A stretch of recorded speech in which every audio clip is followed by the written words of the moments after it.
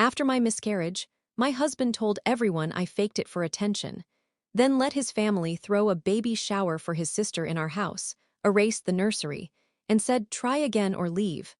But the note I left on the table burned it all down. I still remember the sound of the paint roller. That soft, steady drag against the wall that used to be pale yellow. My husband, Ethan, stood there with his sister and mom, covering the nursery with some cold gray color while I sat on the floor with my hands shaking. The smell of fresh paint made me nauseous. I'd already lost enough, my baby, my hope, and now I was watching them erase the only proof my baby ever existed. I had miscarried 3 weeks earlier. I was still bleeding when Ethan told his family. I thought they'd comfort me. Instead, I overheard his mom say on the phone, "She's always dramatic. Maybe this will make her grow up." I didn't even have the strength to argue. But what broke me wasn't her voice, it was Ethan agreeing. "Yeah," he said. "She needs to stop making everything about her." The weekend after that call, I came home from the pharmacy with my pain meds and found balloons, champagne bottles, and a banner that read, "It's a boy." I stood there frozen, my mouth open, because the celebration was happening in my house. My husband's sister, Leela, was pregnant, and they decided to throw her real baby shower right there, in the same living room where I'd just mourned my miscarriage. I whispered, "Why here?" And Ethan, without even turning around, said, "You didn't need the space anymore." The laughter. The music, the smell of cake. It was all too much. His mother kept glancing at me like I was an inconvenience at my own home. Then, after the gifts and the toast, she walked up to me, glass in hand, and said, "Try again. Or leave." Something inside me went completely still. I didn't scream. I didn't cry. I just went upstairs, folded my clothes into my suitcase, and listened to them cheer for the ultrasound photos like they weren't standing on top of my grief. When I came back down, I left one note on the kitchen table. Just one short sentence that changed everything that came next. It said, "If you think I faked losing a child, you're about to learn how real loss feels." And then I walked out, closing the door behind me while they laughed inside. Before all this, we were that couple people envied. Or at least that's what it looked like from the outside. Ethan and I met in college in Austin, both broke, both ambitious, both convinced we were building a life that meant something. We got married young, I was 24, he was 26, and we moved into this old fixer-upper house that we swore we'd turn into a family home. When I found out I was pregnant, Ethan cried. Real tears. He kissed my stomach every night. We painted the nursery together, chose the soft yellow color because he said he wanted sunshine energy for our kid. We told everyone early, before the second trimester.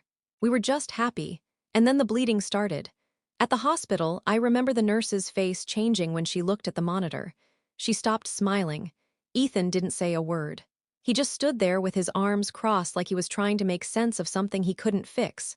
When the doctor said the words, "No heartbeat," I broke down. Ethan didn't touch me, didn't even reach out. He just said, "It happens, we'll try again." I thought maybe he was in shock, that maybe grief was just hitting him differently. But over the next few days, he turned cold, detached. He'd go out for hours and come home smelling like whiskey. He started sleeping on the couch so I could rest. His mom would call every night, whispering just loud enough for me to hear. "She's always been emotional, Ethan. Don't let her drag you into her drama." Then, 2 weeks later, he told me his sister Leela was pregnant. I smiled and congratulated her because that's what decent people do, even when they're breaking inside. But then she called me the next day and said, "Hey, we're thinking of doing my shower at your place since it's bigger." I laughed at first, thinking she was joking, but she wasn't. Ethan said, "It'll be good for you to have people around." I said, "That's cruel." He said, "It's family." That was the beginning of me realizing I wasn't married to the man I thought I was. He wasn't just being thoughtless. He was enjoying my silence, my humiliation. His family fed off it. Every time I didn't fight back, they took a little more. And by the time the baby shower came, I was already hollowed out enough that leaving didn't even feel like leaving, it felt like disappearing. But they didn't know one thing about me. When I go quiet, I'm planning something. After I left that day, I stayed with my best friend, Mariah, in her small apartment across town.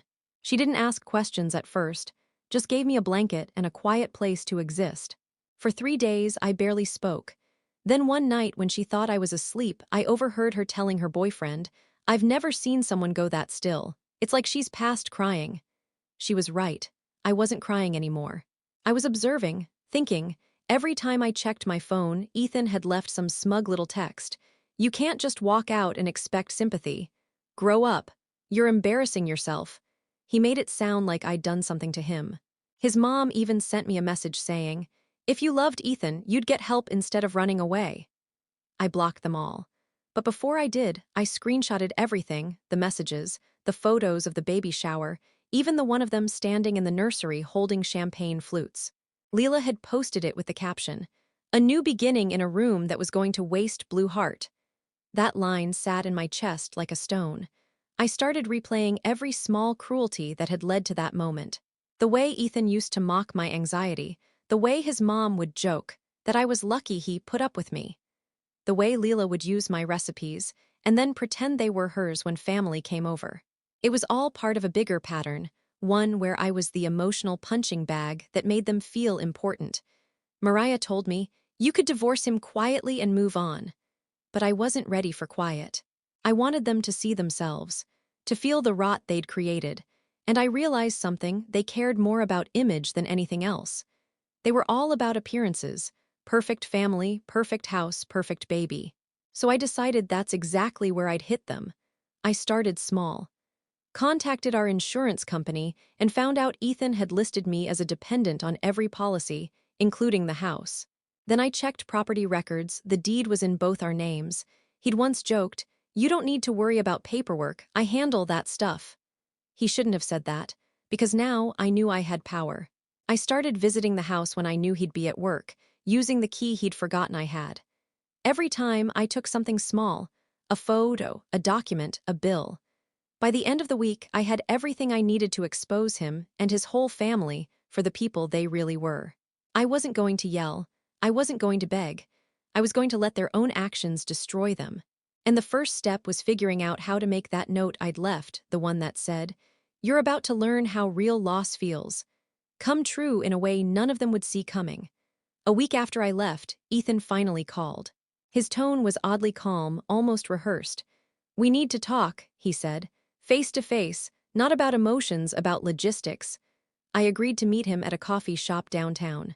When I got there, he was already sitting at a table, looking like nothing had happened: crisp shirt, wedding ring still on, a fake concern in his voice. He said, "I want to make this easy. You'll get your things and I'll take care of the mortgage. But I think it's best if you don't make this messy." That word, messy, told me everything. He was worried. I kept my face neutral. "You mean don't embarrass you?" He smiled tightly. "I mean don't do something you'll regret." I leaned in. "Like accuse your wife of faking a miscarriage." For a second the mask slipped. His jaw clenched. Then he whispered, "You can't prove that." Except I could. Because his sister had texted me the words, "Mom says it's all for attention, don't make this dramatic." I had screenshots, timestamps, everything. But I didn't tell him that. Not yet. Instead, I said, "You seem awfully calm for someone whose wife just left him." He shrugged. "You made it easy to move on." That's when I noticed it, a small smudge of lipstick on his collar, not mine. I didn't say anything, just followed the thread in my head until it clicked. Leela, the weird closeness, the constant phone calls, the way he comforted her after her pregnancy news while treating me like I was invisible. I felt something hot and sick twist in my stomach. I said, "Who is it?" He looked up, pretending not to understand. "What? Who's the woman you're sleeping with?" He smirked. "Don't start that again." But then he said something I'll never forget. "You always wanted a baby more than a husband. Maybe if you'd focused on me instead of that, you'd still have both." I stood up. My hands were shaking, but my voice was steady. "Thank you," I said. "You just made everything easier." He thought I meant the divorce, but what I meant was that now I had motive. Now I knew what to expose. That night I called Mariah and told her what I suspected. She didn't even hesitate. "Let's find out." So we did. 2 days later, we caught him leaving a hotel downtown with Leela. His sister-in-law, pregnant, laughing, holding hands. He wasn't just cheating. He was living a double life inside my grief. And when I saw them together, something inside me finally snapped into focus. They thought they'd erased my baby. But what they'd really done was awaken something far more dangerous, a woman with nothing left to lose. I didn't confront them that night. I just stood across the street, hidden behind my car, watching them laugh like two people without a conscience. Leela's baby bump was showing. Ethan's hand was on it, the same hand that once traced my stomach and whispered, "You're going to be such a good mom." I didn't cry. I didn't scream. I just started planning.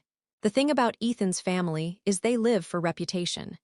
His mom, Cynthia, runs a local charity. Leela is some kind of Instagram influencer with a perfect life brand. Ethan's a real estate agent who markets himself as the family man who knows what home means. It made me sick just reading his bio. They cared about how things looked. So that's what I decided to destroy first, the illusion. I started with the documents I'd collected. The insurance papers, the joint property records, the text messages. I printed everything and stored copies in 3 different places. Mariah's apartment, my office drawer, and a sealed envelope mailed to myself, a legal timestamp trick. Then I created a fake email under a random name and started connecting the dots. I sent anonymous tips to 3 people. The local real estate Facebook group that Ethan advertised in. The small-town gossip blog that Cynthia hated. A woman named Amber, Leela's biggest brand sponsor. Each message included screenshots, photos of Ethan and Leela at the hotel, and a single caption. The truth about your favorite perfect family. But I didn't stop there. I still had a key to the house, our house, and I knew their schedules. So one night, after making sure they were both gone, I went back. I didn't vandalize. I didn't break anything. I just rearranged. I put the ultrasound photo, the one from my pregnancy, back in the nursery. I set it on the windowsill where the light hit it in the morning. I left the hospital wristband next to it.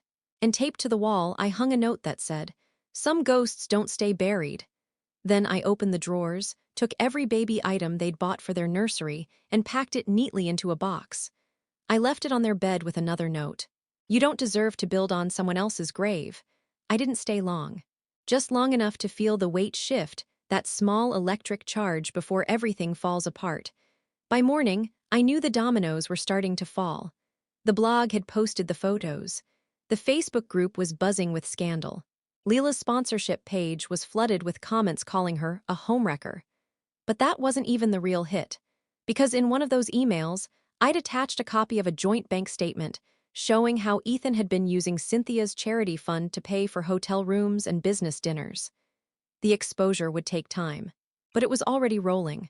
They had taken my child and my peace. Now I was taking their names, their comfort, their legacy, and I hadn't even played my last card yet. 2 days after everything blew up online, Ethan showed up at Mariah's apartment. It was raining hard, and when I opened the door, he looked like a drowned rat, no charm, no composure, just panic. He started with anger. "You think this is funny? You ruined my life." I didn't move. "No, Ethan, I just showed people who you really are." Then he said something that made me pause. "You don't understand. You've destroyed Leela's life, too." I crossed my arms. "Good." He rubbed his face, pacing. "You don't get it, it's not even my kid." I blinked. "What?" He sighed, like he was about to confess something that even he hated himself for. "Leela, she told me she was pregnant to keep me from leaving her. It's not mine. He stopped, looking down. "It's my father's." The words hit like a slow, sick punch. For a second, I thought he was lying. But then I saw the way his hands trembled, the disgust in his eyes. I said quietly, "Your father." He nodded, whispering, "Mom doesn't know. Or maybe she does, I don't even know anymore." The puzzle pieces started locking into place. The family's weird silence, the tension between Cynthia and Leela, the way everyone seemed desperate to redirect blame. They weren't just cruel, they were corrupted. Every single one of them. I should have felt vindicated, but what I really felt was this deep, cold pity not for them, but for the truth. There was no love in that family. Just power, image, control. I had been the outsider trying to bring light into a house built on rot. Ethan looked at me, eyes red. "Please, you have to help me fix this." I almost laughed. "You want my help?" He nodded, desperate. "I'll do anything, just please stop." I leaned in, steady and low. "You stopped caring when you painted over our baby's room. You don't get to ask for mercy now." He stepped forward, like he was going to grab my arm, but Mariah appeared behind me. She didn't say a word, just held up her phone, already recording. He froze. I said, "You should go home, Ethan. Your family needs a new kind of paint job." He left, slamming the door so hard the frame shook. That night, I got an email from a blocked account. No name, no subject line, just one sentence. Now you understand why Cynthia said try again or leave. She was protecting her legacy. There was an attachment, a single photo. Cynthia and her husband, holding Leela's ultrasound picture. The caption read, "Our family grows stronger every day." I realized then that what I'd uncovered wasn't just betrayal, it was generational rot, and my revenge was no longer just personal. It was going to burn the entire bloodline to ash. The first time Cynthia smiled at me after the miscarriage, it looked like warmth. Up close it was a smile that had been practiced in mirror glass, tight at the corners, measured, immune to real feeling. I thought maybe she felt sorry. I was wrong. What I found out later showed how cold that smile really was. It wasn't personal. It was logistical. After the hotel photos went viral and the charity whispers started, I hired a private investigator with the money I'd saved for therapy. I know that sounds theatrical, but I needed facts, not drama. The investigator dug through bank records, emails, vendor payments for Cynthia's foundations, and what we pulled out was better than I imagined. Cynthia had been funneling donations into a shell company she controlled. Those funds paid for properties, luxury vacations, and most damningly, hush-money arrangements. Leela's pregnancy wasn't a happy secret. It was a tool. The baby, whose father turned out to be Cynthia's husband, was leverage. Cynthia's husband had his own set of problems, and Cynthia's entire public persona, galas, plaques, the smile she gave donors, depended on one thing: an untarnished image. If word got out that her husband had impregnated Leela, the donors would pull out. The foundation would collapse. Cynthia's empire would crumble. So she manufactured a narrative that kept the family intact and invisible. She needed Leela's miracle to be the story everyone repeated. A new line, a new hope, a reason to keep supporting the charity that funneled money into her pockets. When I miscarried, I wasn't a person to them. I was a risk. A grief-stricken woman in her 30s who could be messy and unpredictable and, worst of all, sympathetic. If I stayed, people might ask uncomfortable questions. If I stayed, someone might notice that Leela's ultrasound timeline didn't make sense. If I stayed, the perfect photograph of their family could unravel with one whispered rumor. So Cynthia did what she always did. She neutralized the threat. She coached Ethan the way a campaign manager coaches a candidate. She told him the safest move was to discredit me. "People believe what's easiest," she said to him, according to one of the investigators' recorded calls. "If they think she's dramatic, they won't ask why the dates don't line up. They'll look away. That's how you keep donors and secrets." That was the line that froze me. They weren't cruel because they liked cruelty. They were brutal because cruelty was efficient. The real baby shower in my house, it wasn't obliviousness. It was performance art. Pulling down the yellow paint and slapping gray over the nursery was precisely calculated theater, an announcement that erased my claim to history. Cynthia wanted the space rewritten in public so no one would ever imagine it had belonged to anyone else. Her "try again" or "leave" wasn't a taunt, it was a command, a test of whether I would comply with the script they wrote for my life. Disappear and never make noise. And then there was the worst part. The charity payments used to pay for the hotel rooms, the silence, and the occasional payoff weren't just cash transactions. They were a map of favors and bribes that stretched through every local institution Cynthia touched. She'd built a scaffolding of influence so that anyone who tried to climb out could be shoved back down. I was never the first woman she'd pushed off the stage. I was just the first who left a match on the kitchen table. When I heard the recorded conversations, read the emails, and saw the ledgers, a new feeling rose, less vindication and more cold dread. This wasn't a family scandal that would burn out after a few angry comments. This was an entire apparatus designed to keep people quiet. They had the money, the donors, the press contacts. They had the habit of making private sins disappear behind public good deeds. They'd laughed at my grief because the loudest silence is the one you force on a person. They'd thought they were safe. But safety that depends on other people staying invisible is always, eventually, fragile. I understood then why Cynthia had said, so casually, "Try again," or "leave." She was not pleading for a baby or scolding a daughter-in-law. She was issuing an ultimatum to maintain a system that fed her. And systems can be dismantled. I had the evidence, the receipts, the recordings, but having proof and using it are two different things. The decision about how to burn that scaffolding down had to be precise. My revenge could not look like vengeance. It needed to look like a reckoning.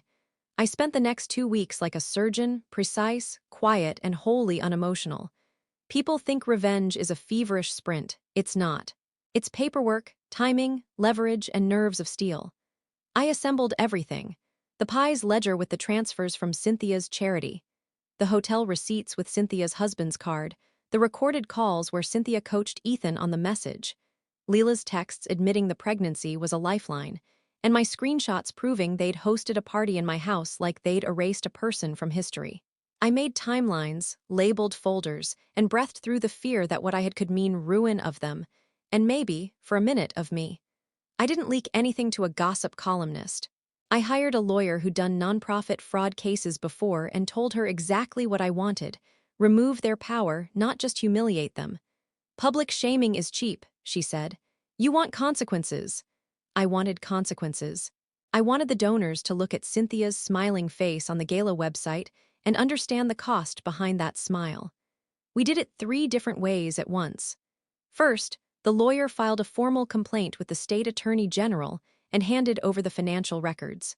That set an audit train in motion. It made the scandal real in courtrooms and bank branches where money actually mattered. Second, I scheduled a private meeting with Amber, the brand sponsor for Leela's influencer account. I walked in with printed hotel photos and a PayPal ledger. I watched Amber go pale, then furious, then calculating. She withdrew her sponsorship that afternoon and quietly reached out to at least 2 other brands, whispering, "If it's true, it's toxic." Whatever Amber said to them closed doors faster than my lawsuit could. Third, and this was the one I saved for last, I crashed Cynthia's biggest night, the annual charity gala. Not by storming the stage. I sat at the back, bought a ticket like a ghost, and let the room get comfortable in their applause. Cynthia gave her speech about community and trust, smiling like the practiced statue she was. Right after, the band paused, and a woman from the foundation, someone I'd quietly convinced to be honest, came to the podium and announced an urgent accounting discrepancy, and asked the board to step down temporarily while investigators reviewed the year's books. Confusion rippled. Cynthia's smile tightened. Then my lawyer stood up and walked to a table where the gala committee had placed the slideshow of donors. She tapped the screen, and the image changed to Cynthia's name next to a line item from an overseas shell company. She read aloud, slow and clear, the exact transfers and where they led. It was surgical. People gasped. Donors murmured. Cameras started flashing. Cynthia's husband tried to steer it into family matters, but the reporters already smelled blood. By morning, headlines had facts: audits, suspended accounts, potential criminal investigations. Amber's brands pulled public statements. Leela's sponsorships evaporated. Ethan's agency lost 2 major clients who didn't want reputation risk. They called it a meltdown. I called it a cleaning. The house, I got the deed transferred in the divorce settlement. The lawyers argued until Ethan realized he had nothing left to sell but his name, which anyone could already see had been burned. I moved back in slowly, like reclaiming a body after illness. I rehung the yellow paint. I put the ultrasound on the windowsill where I'd left it before, and I left it there, sun bleeding through that tiny image every morning like a promise. People asked if I felt triumph. I felt something colder: closure. Watching Cynthia escorted from a boardroom by investigators felt like removing a tumor. It didn't make the scar disappear, but it saved what was left of us. Leela tried to call me once, sobbing, apologetic, but I turned off my phone and sat on the porch with tea, listening to a house that finally felt like mine. The best part, it wasn't spectacle. It was consequence. They learned the cost of erasing someone else's life for their convenience: money, friends, and the facade that buys them silence. I learned that the loudest things you can do after a quiet walkout are careful, deliberate, and mercilessly just. A neighbor came by days later, hands trembling, holding a piece of the old yellow paint from the back shed. Someone had scraped it off when they redid the fence. "Keep it," she said. "For memory." I stuck it in a drawer with the hospital wristband and the boarding pass I used to get the PI. "You wanted me to try again or leave," Cynthia had said. I tried. Then I left. And when I came back, The house was mine again, and their empire was in flames. I make coffee every morning now and look at that ultrasound. Some mornings I say the baby's name aloud. Some mornings I don't. Mostly, I breathe and move forward like a person who has survived something harrowing and refuses to be small because of it. And if anyone asks why I left a note on the kitchen table before I walked out that day, I'll tell them the truth, plain and simple. Sometimes you have to light a match to see who's hiding in the dark.